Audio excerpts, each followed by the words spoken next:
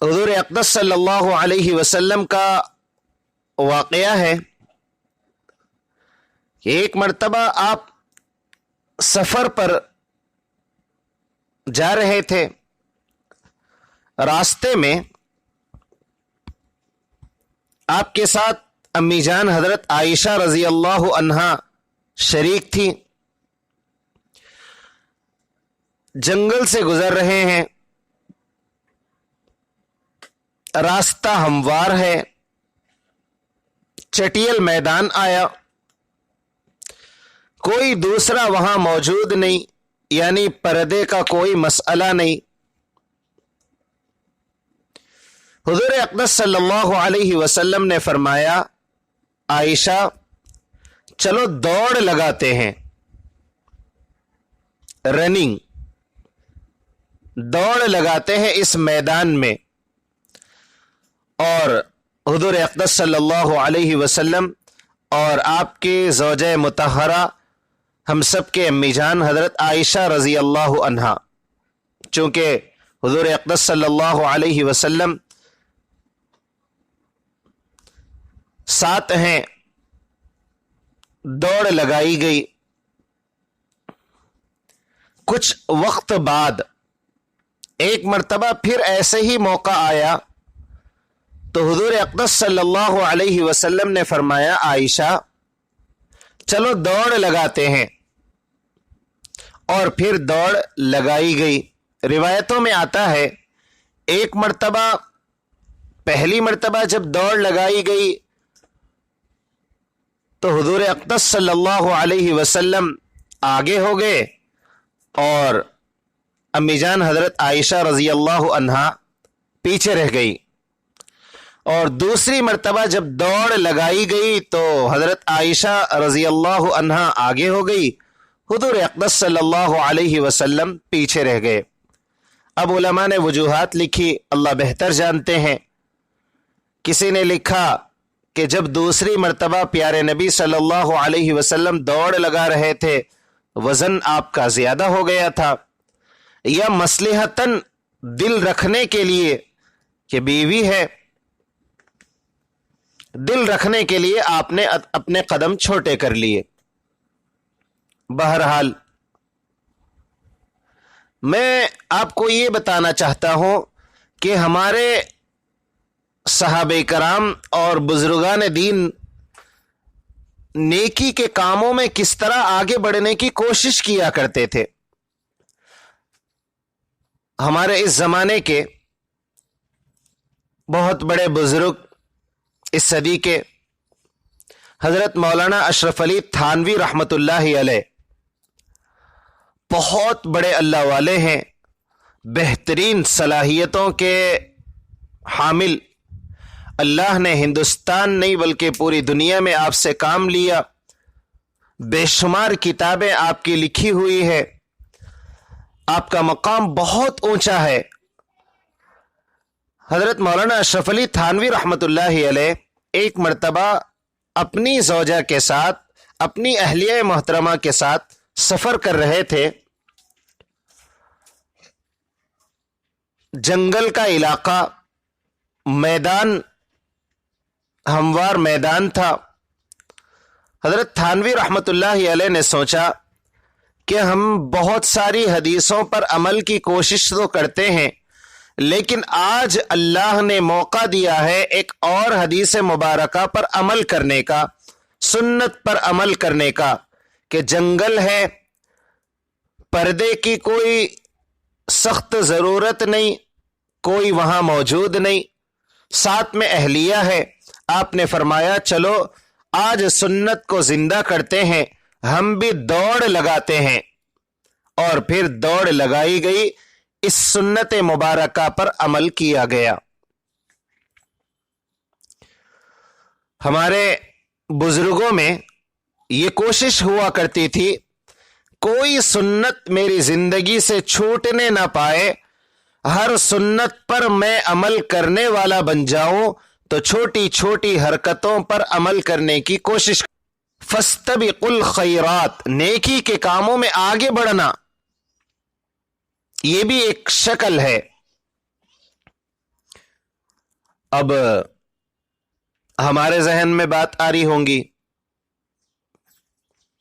یہ بچوں کا کام ہے دوڑ لگانا، چھوٹے بچے بھاگے تو اچھا دکھتا، میں بڑی ہو گئی میں کیسا دوڑ لگاتی؟ لیکن آپ کو پتہ ہونا چاہیے، جس وقت سرکار دو عالم صلی اللہ علیہ وسلم مکہ مکرمہ سے ہجرت کر کے مدینہ آئے تو اس وقت آپ کی 53 سال عمر تھی، 53 ایئرس، اور یہ دوڑ کا واقعہ اس کے بعد کا ہے۔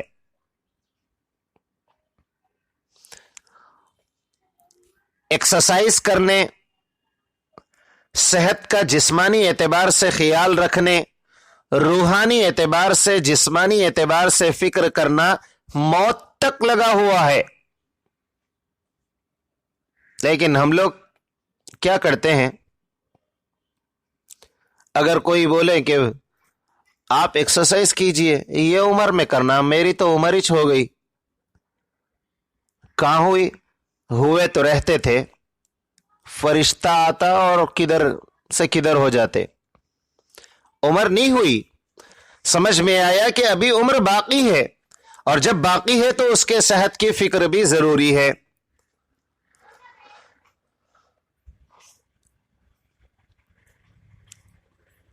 فاستبقوا الخیرات، نیکی کے کاموں میں ایک دوسرے سے آگے بڑھنا۔ اب اس پر عمل کیسا ہوگا؟ بہت سارے مرتبہ ہم کوشش کرتے ہیں تہجد کے پڑھنے کی، پر نیند کھلتی نہیں۔ بہت سارے مرتبہ صدقہ اور خیرات کرنے کی کوشش کرتے ہیں، پر توفیق نہیں ہوتی۔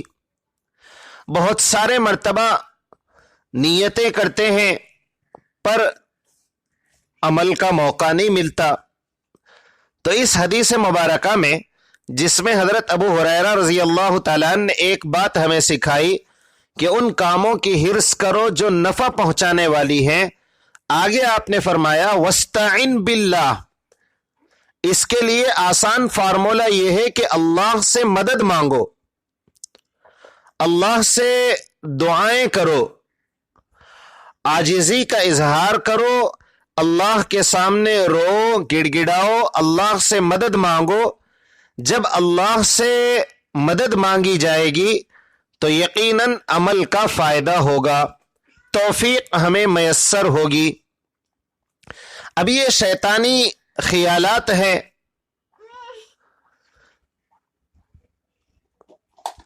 ہمیں اللہ سے مدد مانگنی چاہیے، پھر ہر کام آسان ہو جاتا ہے۔ اب آپ کو بتاتا چلوں کہ اللہ سے مدد مانگنے میں ہمارے لیے 2 فائدے ہیں۔ مثال کے طور پر آپ نے یہ سوچا کہ میں قرآن اچھا پڑھنے والی بن جاؤں،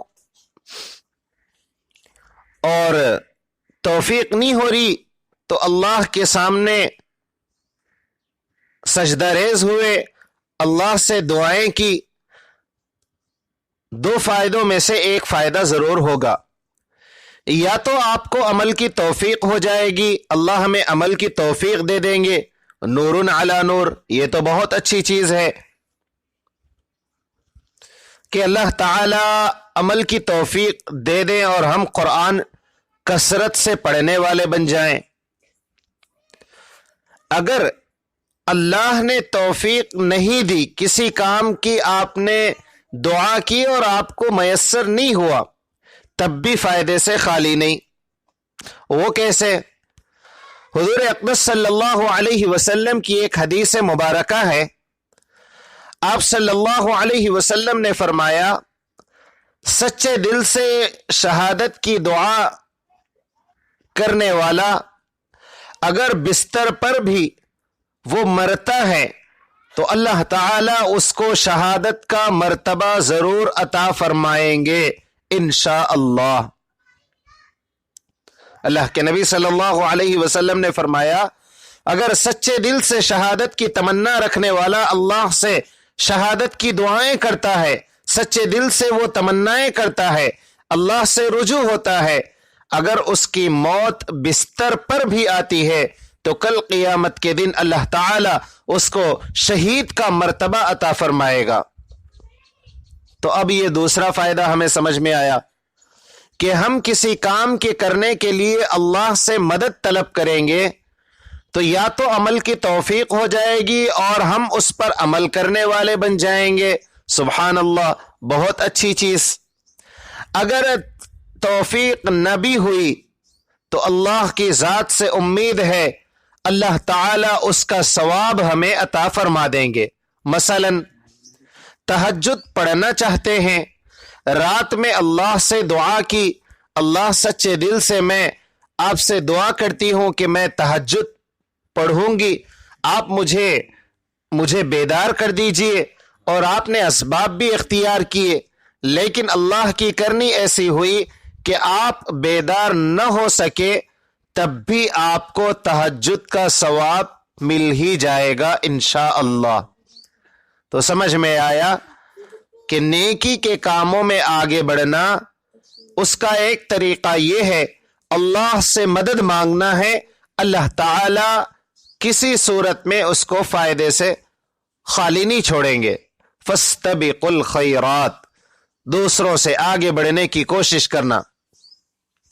اس کا ایک واقعہ میں آپ کو سناؤں کہ ایک بزرگ گزرے ہیں، عبداللہ ابن مبارک رحمت اللہ علیہ، بہت اونچے پائے کے بزرگ ہیں، اللہ نے بے شمار صلاحیتوں سے آپ کو نوازا تھا، بہت بڑے اللہ والے، بہت بڑے عالم دین، محدث تھے۔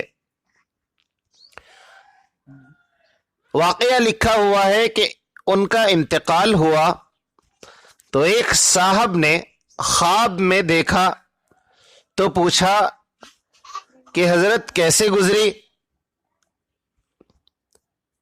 کیا حال ہوا آپ کے ساتھ؟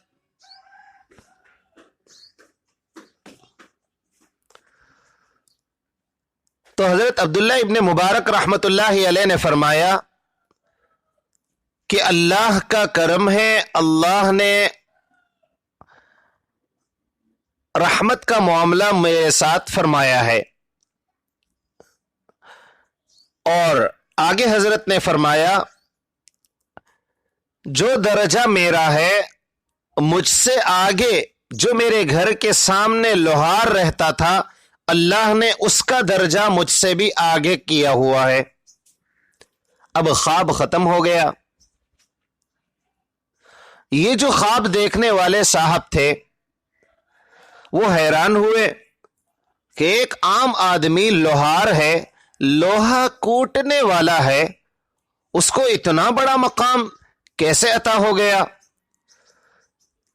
وہ تفتیش کے لیے، جاننے کے لیے اس لوہار کے گھر گیا اور جا کر اس کے اہلیہ سے اس نے پوچھا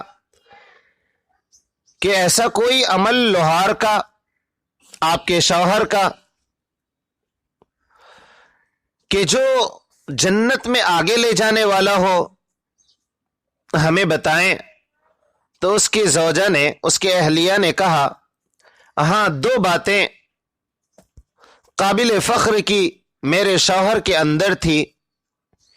ایک تو یہ کہ وہ دن بھر لوہا کوٹتے تھے، چونکہ لوہار تھے، اور جیسے ہی ہتھوڑا اٹھاتے لوہا کوٹنے کے لیے، اذان کی آواز آتی، اللہ اکبر اللہ اکبر، فوراً ہتھوڑا ایسے ہی روک لیتے، یہ بھی گوارا نہیں کرتے کہ ہتھوڑا اٹھ چکا ہے، بس ایک مار نیچے مار دیں تو کچھ کام ہو جائے گا، نہیں، بلکہ فوراً یوں کہتے، میرے اللہ نے مجھے بلایا ہے اور میرے اللہ نے مجھے یاد کیا ہے اور مجھے فوراً روانہ ہونا ہے، اور ہتھوڑا نیچے رکھ دیتے اور نماز کی تیاری میں مشغول ہو جاتے۔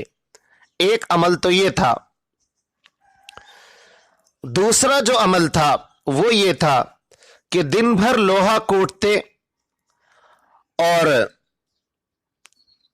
جب تھک جاتے تو رات میں جب بستر پر آتے تو وہ یہ دیکھتے کہ سامنے کے مکان میں بہت بڑے حضرت عبداللہ ابن مبارک رحمت اللہ علیہ کہ وہ رات بھر اپنے گھر کے چھت پر نمازیں پڑھ رہے ہیں، تو یہ دیکھتے اور تمنائیں کرتے کاش اللہ مجھے بھی فراغت کا موقع دیتا تو میں بھی عبداللہ ابن مبارک رحمت اللہ علیہ کی طرح رات بھر اللہ آپ کے سامنے کھڑے ہو کر نمازیں پڑھتا۔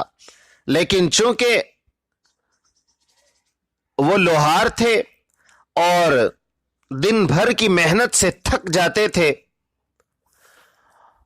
اس کی وجہ سے رات میں وہ کھڑے ہو کر نمازیں نہیں پڑھ سکتے تھے۔ تو ان صاحب نے کہا او ہو، اصل قصہ یہ ہے، فاستبقوا الخیرات، جو میں سمجھانا چاہ رہا ہوں شروع سے، نیکی کے کاموں میں دوسروں کو دیکھ کر ان سے آگے بڑھنے کی کوشش کرنا۔ یہ لوہار عبداللہ ابن مبارک رحمت اللہ علیہ کو دیکھتا تو تمنائیں کرتا کہ میں بھی آگے بڑھوں۔